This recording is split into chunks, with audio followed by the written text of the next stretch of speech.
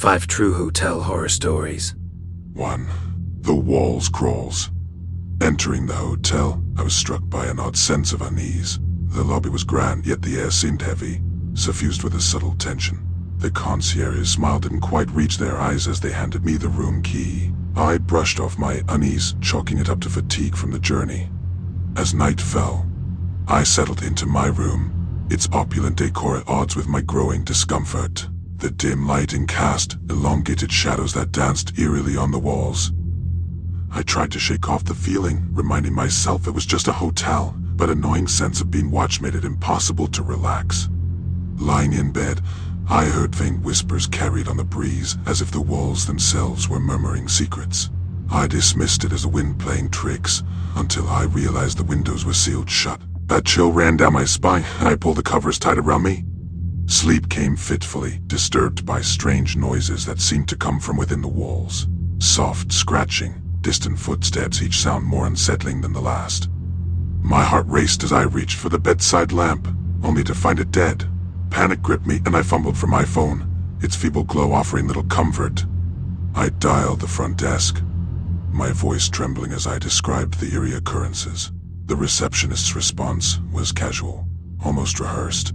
Sometimes the old parts of the hotel can be a bit noisy. It's just the building settling. I wanted to believe them, but the inexplicable events refused to be brushed aside. In search of distraction, I decided to explore the hotel.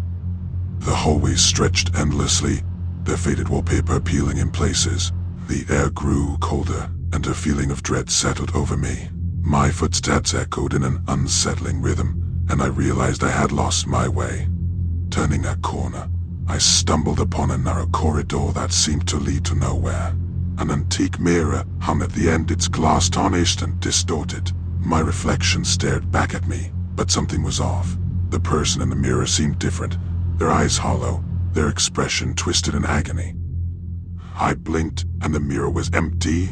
Heart pounding, I fled, retracing my steps until I found my room. The minutes stretched into hours as I waited for dawn, each passing second laden with anticipation of what might come next. With the first light of day, I grabbed my belongings and hurriedly checked out, the weight of the night's horrors clinging to me.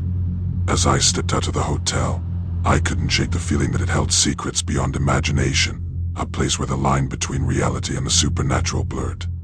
I never looked back, but the memory of that night would forever haunt my dreams, a chilling reminder that some experiences are best left unexplained. 2.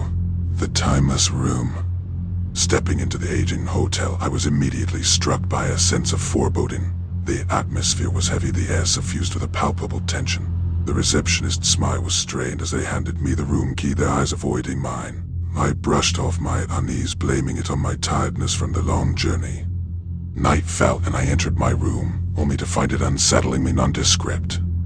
The flickering fluorescent light gave the place a sickly hue, and the faded wallpaper seemed to bear the weight of forgotten years.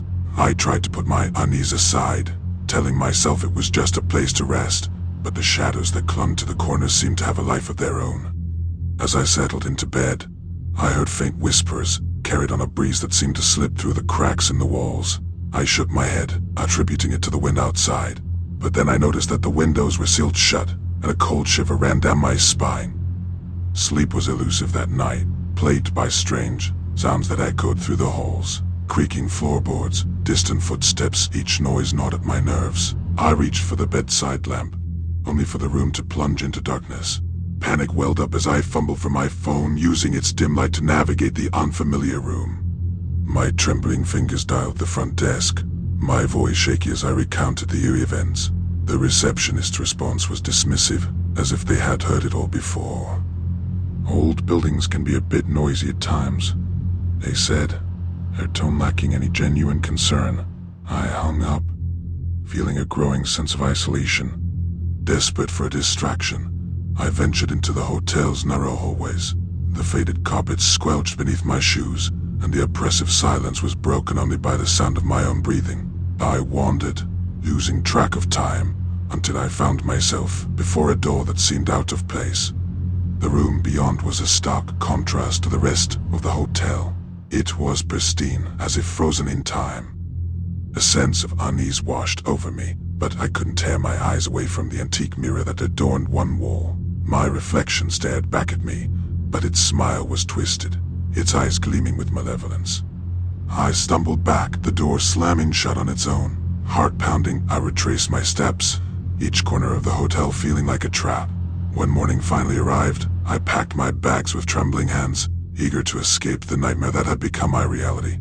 As I left the hotel, I couldn't shake the feeling that I had brushed against something far beyond my understanding, a darkness that lingered within the walls, feeding on the fear of those who dared to stay. I vowed never to return, haunted by the chilling certainty that some places are cursed, their horrors impossible to escape. 3. A cold presence. Arriving at the old hotel, I felt a mixture of excitement and trepidation. Its Victorian architecture exuded an eerie charm, and the stories of its haunted past only added to the intrigue. The creaking floorboards underfoot seemed to whisper their own secrets as I checked in. My room was quaint, with antique furniture and heavy curtains that blocked out most of the natural light. As night fell, the hotel took on a different atmosphere. The air grew heavy, and the silence was punctuated by distant footsteps and faint laughter that seemed to echo from forgotten corridors. Trying to shake off the unease, I climbed into bed and closed my eyes, but sleep eluded me as strange sounds filled the room, as scratching at the door, whispers that danced just beyond comprehension. I told myself it was my imagination, that old buildings often made odd noises, but doubt gnawed at my mind. In the middle of the night, I awoke to the feeling of icy fingers brushing against my arm. My heart raced as I sat up, scanning the dimly lit room. There, in the corner, a shadowy figure stood. My breath caught in my throat as I strained to see more, but the darkness seemed to cling to it, shrouding it in mystery. Summoning courage, I asked, "Who's there?" The figure didn't move, didn't respond.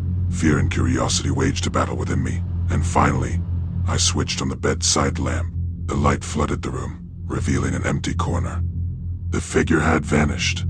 Shaken, I tried to convince myself it was a trick of the imagination, exhaustion playing tricks on my mind. But the sensation of being watched lingered, a heavy weight that settled over me. As dawn approached, I finally drifted into a restless sleep. The following night was worse. The scratching returned, louder and more insistent. The whispers seemed to coil around me, their unintelligible words carrying a sense of urgency. Determined to confront whatever haunted the room, I pulled open the curtains, allowing the moonlight to filter in. There, reflected in the window, was the same shadowy figure. My heart pounded, and I turned around, hoping to catch it in the act. But the room was empty, save for me. That's when I noticed the temperature drop, the air turning frigid as if a ghostly presence had invaded the space. Panicking, I rushed to the door, desperate to escape, but it wouldn't budge. I jiggled the handle, my breathing growing labored. The room seemed to close in on me, the walls pressing closer as if to suffocate me. The laughter, once distant, now seemed to echo from all directions. Time seemed to lose all meaning as I grappled with my own terror, and then, as suddenly as it began, the room returned to its normal state. The air warmed, the sound ceased, and the door swung open effortlessly. Exhausted and bewildered, I fled the room, leaving my belongings behind. As I stood outside, the first light of dawn breaking over the horizon, I couldn't shake the feeling that the hotel had a life of its own, a sinister energy that toyed with those who dared to stay. I vowed never to return, haunted by the memory of those chilling nights and the unexplainable horrors that unfolded within its walls. 4. The creature in the room. Walking into the hotel, I was immediately struck by its grandeur. The chandeliers sparkled, and the marble floors gleamed. It was the perfect setting for a weekend getaway, or so I thought. Little did I know that my stay would turn into a nightmare I'd never forget. The first night was uneventful. I settled into my room, admiring the plush bedding and the view of the city lights. But as I drifted off to sleep, I was abruptly awakened by a loud crash. Heart pounding, I sat up, trying to locate the source of the noise. The room was shrouded in darkness, and the silence that followed was deafening. I dismissed it as a dream and tried to fall back asleep, but an uneasy feeling lingered. Just as I was beginning to relax, the TV turned on by itself, emitting static that filled the room. I fumbled for the remote, managing to silence the noise. Heart racing, I scanned the room, searching for any logical explanation. There was none.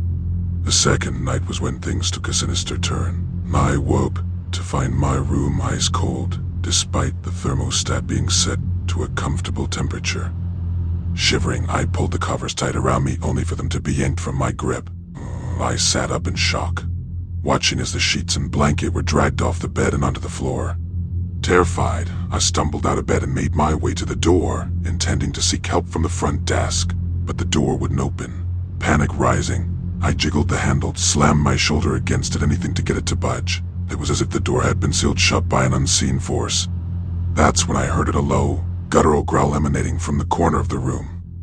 I turned slowly, my heart in my throat, and saw a shadowy figure hunched in the corner. Its eyes glowed red in the darkness, fixated on me. I couldn't move, couldn't scream, my body paralyzed by fear. With a sudden burst of energy, I threw myself against the door, this time managing to force it open. I stumbled into the hallway, gasping for air, my mind racing. I headed straight to the front desk, frantic and incoherent, trying to explain what had happened. The hotel staff exchanged uneasy glances as I spoke, but their expressions revealed nothing. They offered to send security to check on the room, but I refused to return. They arranged for me to stay in a different room, one that felt less ominous, though I couldn't shake the feeling of being watched. I spent the remainder of my stay on edge, haunted by the memories of those chilling nights. As I checked out, I couldn't help but wonder about the history of the hotel, the stories it held within its walls. I vowed to never return, unable to forget the unexplainable terror that had unfolded during my stay, a nightmare that would forever cast a shadow over my memory of that seemingly luxurious retreat. 5. An icy stay. I checked into the hotel with a sense of excitement for a much-needed vacation. The lobby was inviting, and the staff greeted me warmly as they handed over the room key. As I stepped into the elevator, a strange unease settled over me, a feeling that something was off. My room was comfortable, adorned with modern decor and a stunning view of the city skyline. The first night went smoothly, but things took a chilling turn the second night. I awoke to a soft tapping sound, rhythmic and persistent. My eyes darted around the room, searching for the source, but I couldn't pinpoint it.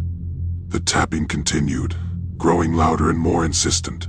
It seemed to come from the window. Trembling, I approached the glass and peered out into the darkness. My breath caught in my throat as I saw a figure standing on the ledge, their face obscured by long tangled hair. I stumbled back, heart pounding, as I realized there was no way anyone could be standing on the narrow ledge outside my window.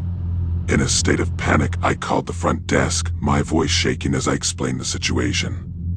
The receptionist assured me that there was no access to the ledges, that it must have been a trick of the light. Trying to calm myself, I closed the curtains and turned on all the lights, determined to chase away the unease.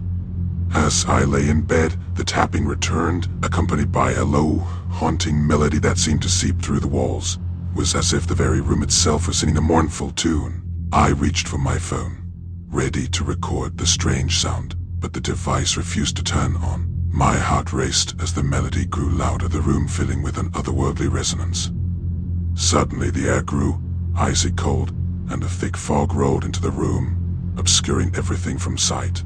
I could hear faint whispers, unintelligible and disjointed, as if a dozen voices were speaking at once. I stumbled back, my back hitting the wall as I tried to escape the fog's grasp.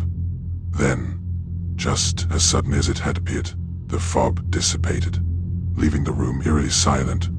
Once more, my mind reeled, unable to comprehend what I had just experienced. I was trapped in a nightmare, a reality that seemed to twist and warp before my eyes. The remaining nights were a blur of terror and paranoia. Shadows danced along the walls, objects moved on their own, and the tapping and whispers grew more intense. I barely slept, my nerves frayed, and my sanity hanging by a thread. As the final night approached, I made the decision to leave. The hotel had become a prison of the supernatural, a place where the laws of reality no longer held sway. I gathered my belongings, my heart heavy with dread, and left the room behind. Walking away from that hotel, I couldn't shake the feeling that it held secrets beyond human understanding. The experience had left an indelible mark on my psyche, a chilling reminder that sometimes the line between the natural and the supernatural is thinner than we dare to imagine. Which story caught your attention the most? Let us know in the comments below. And don't forget to like and subscribe for more content. Until next time, stay safe. And thank you for watching. I hope you enjoyed today's video. Check out my website in the description below to see what I'm writing. And just below that are some suggestions related to what we talked about today. Peace.